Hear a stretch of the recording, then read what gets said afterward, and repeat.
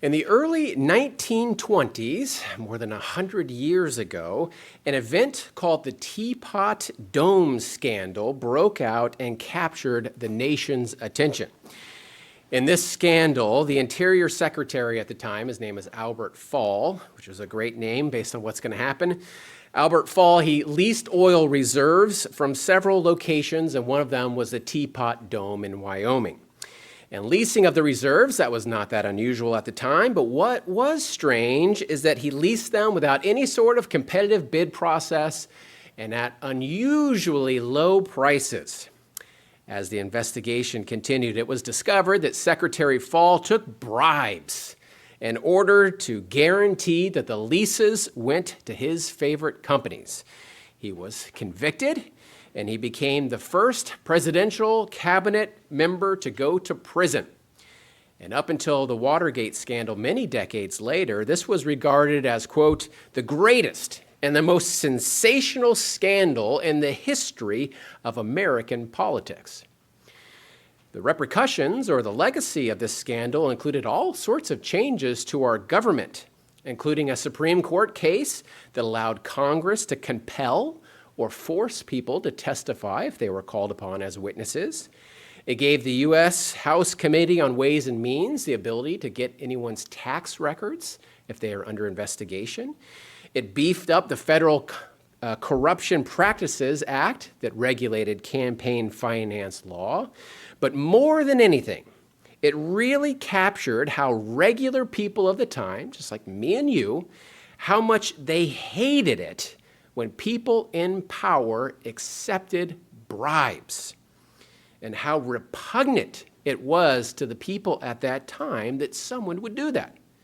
People clearly see how bribery and corruption go hand in hand and how damaging the end result of that can be. But they weren't the first to point out how damaging this is. God, in his remarkable wisdom, had many things to say about receiving bribes and corruption. Let's go to one such instance in Exodus chapter 23, if you want to head back there. Exodus chapter 23. And in this chapter, again, Exodus 23, it's right in the middle of several chapters outlining God's principles for how human beings need to interact with one another in order to have a functioning society. And is a whole context of scriptures that if Israel were to do these, they would be lifted up as a model nation. And other nations could look to them for inspiration on how to act with one another. Let's start right in verse 1 here to get some context. Exodus 23, verse 1. It says, "You shall not circulate a false report. Do not put your hand with the wicked to be an unrighteous witness. You shall not follow a crowd to do evil, nor shall you testify in a dispute so as to turn aside after many to pervert justice." You can see how these principles are very applicable. You shall not show partiality to a poor man in his dispute. If you meet your enemy's ox or his donkey, bring it back to them. Verse 6, "You shall not pervert the judgment of your poor in his dispute. Keep yourself from a false matter, and do not kill the innocent and the righteous, for I will not justify the wicked." And then verse 8, "You shall take no bribe, for a bribe blinds the discerning and perverts the words of righteous." Now, you can see how this fits into this context. If you were to take a bribe, you will at the very least be tempted to make a decision or a judgment that is not honorable. You will show partiality, or you would at least look favorably upon the one that offered the bribe versus the one that did not. And as we well know, God is very consistent from start to finish throughout the whole Bible that he hates partiality. So much so that he called us regular people to be part of his plan. He didn't need the 1%ers of the world to do that. And in the same vein, God despises those that pervert judgment. Let's go to Amos chapter 5 and verse 6. Amos chapter 5 and verse 6. Amos 5:6, it says, "Seek the Lord and live, lest he break out like fire in the house of Jacob and devour it, with no one to quench it in Bethel. You who turn justice to wormwood and lay righteousness to rest in the earth." Let's drop down to verse 12, same chapter, Exodus 5, now verse 12. "For I know your manifold transgressions and your mighty sins." Okay, so what were the horrible things that the people were doing? "Afflicting the just and taking bribes, diverting the poor from justice at the gate.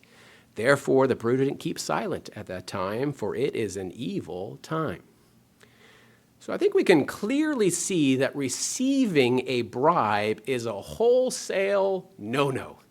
It's a bad idea. But what about giving a bribe? I mean, that's got to be the same thing, right? Proverbs chapter 17. Proverbs chapter 17, let's go there. We'll start in verse 6. Proverbs chapter 17, starting in verse 6. It says, "Children's children are the crown of old men, and the glory of children is their father." So these are positive things here. "Excellent speech is not becoming to a fool, much less lying lips to a prince." Verse 8. "A present is a precious stone in the eyes of its possessor. Wherever he turns, he prospers." Now, wait a second. That kind of sounds like a bribe. And here it's a present or it's a gift. In other scriptures we read, they say bribe. Well, maybe they're two different things or something like that. Except this is the same word that is used in Exodus 23 we read earlier. It's the same thing. It's the same word further down in verse 23 of the same chapter, which is a negative admonishment for taking a bribe. Same thing. But here, it doesn't sound all that negative.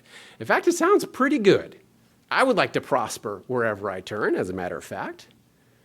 Let's go forward one chapter. Proverbs chapter 18 this time. Proverbs 18, we'll start in verse 15 of Proverbs 18. It says, "The heart of the prudent acquires knowledge." It's a great thing. "And the ear of the wise seeks knowledge." Verse 16, "A man's gift makes room for him and brings him before great men." That also kind of sounds like a positive thing. All right, one more example, just one more chapter forward again. Proverbs 19 now. And we'll read just a single verse, just verse 6, Proverbs 19, verse 6. It says, "Many entreat the favor of the nobility, and every man is a friend to one who gives gifts." Now, there are several Hebrew words here that all kind of mean the same sort of theme. But it seems like whenever it is translated into a positive sense, it says present or gift. When it's in the negative, it's translated bribe, but it's the same words. So what is it? Is a bribe good or bad? Is it just receiving a bribe that is a problem, but giving one is okay, or maybe even something that is to be desired? Well, in thinking about this, I was reminded of a child rearing class that we did over a decade ago. I think the Hoyers did it with us, called Growing Kids God's Way. And in that program, it had several principles about raising your children in a godly way and different strategies that you could use when you're bringing up your children. And in that program, they had a section reinforcing the idea that you never bribe your children. So if you've had children, you know exactly how this works. You're in the car going somewhere and you say, all right, we're going over to the Clore's house. I want everyone to be on their best behavior. I want you to make eye contact. I want you to talk and I want you to be respectful. And if you do, we'll go get ice cream afterwards. That is a bribe. That's in many different situations. It's an easy trap to fall into. The Growing Kids God's Way lesson reiterated that if you're bribing someone, it takes you down the wrong path. You should avoid it. But it also says that giving your kids gifts from time to time for doing good behavior, well, that's a good thing. And I remember thinking, isn't that the same thing? Is one man's bribe another man's gift? Well, the Cultural Background Study Bible, that's one of my go-to resources, it had several pieces of insight on this topic. And on one section talking about if bribes were good or bad, it made this comment, quote, it says, just like with a timely word, it depends on the circumstances. If a bribe is used to circumvent justice, then it is evil. If a bribe is used to open doors for a good purpose, then it is appropriate. In that child rearing lesson, it pointed out that when you set forth a reward, if your children does what you ask, well, that's a bribe. And that's because eventually they're doing it just for the reward, not because you asked them to do it. But if you ask them to do it, and every now and then you give them a treat for doing it, then that is a gift. If you do it too regular, it changes from a gift to a bribe, so there's a lot of gray area there. But applying the similar logic to our topic on hand, a couple of points became clear. When you take a bribe, it is impossible for that not to factor into your judgment of a situation. By its very nature and by its existence, your perception has changed. You can try very hard not to be a respecter of persons, but the Bible has shown that that is very hard to do. You've allowed corruption to enter into your thinking process. And regardless of how clean and independent you try to be, there will always be a stain on that decision. Taking a bribe is always the wrong behavior. Likewise, giving a bribe or a gift or whatever you want to call it, if the motivation is to persuade judgment or to have the receiver circumvent justice or rules or regulations or policies or whatnot, you likewise have contributed to a behavior that godly greatly displeases. You share in the stain on that decision-making process. However, if the gift is to open doors or to facilitate opportunities or to make connections or to be friendly or other transactions that fall outside the ones discussed, the Bible does indicate that this is acceptable and in some cases desirable. Like many principles outlined in the Bible, the intent behind an action also matters a great deal. Well, I want to finish with one more proverb. Again, just one chapter forward for where we left off. Proverbs chapter 21 now. We'll read verse 14. Proverbs 21, starting in verse 14. It says, a gift in secret pacifies anger, and a bribe, that's our same word here, and a bribe behind the back likewise pacifies strong wrath. God has given us the principles to make wise decisions.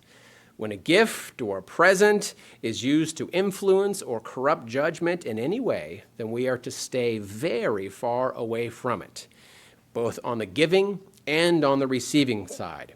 In fact, we are to run away from even the perception of such a thing.